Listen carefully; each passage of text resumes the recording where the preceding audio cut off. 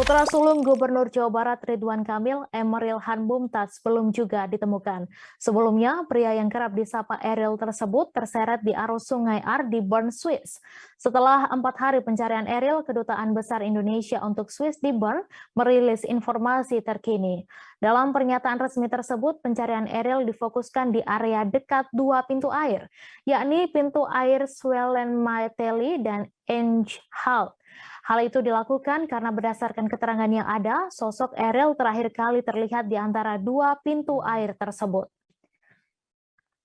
Pihak KBRI Bern juga mengatakan pencarian terhadap Eril dilakukan dengan menggunakan perahu dan sensor yang mampu mendeteksi hingga kedalaman 3 meter. Upaya pencarian tersebut dilakukan oleh tim SAR dengan melibatkan unsur polisi maritim termasuk pemadam kebakaran sebagai pilot drone. Hingga Minggu petang waktu setempat, pencarian belum juga membuahkan hasil. Dalam rilis terbaru, Kedubes RI di Bern menjelaskan jika proses pencarian Eril akan dipersempit.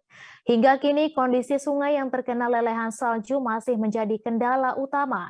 Seperti diketahui, Eril hilang pada Kamis 26 Mei pagi waktu setempat saat berenang bersama sang adik dan seorang temannya.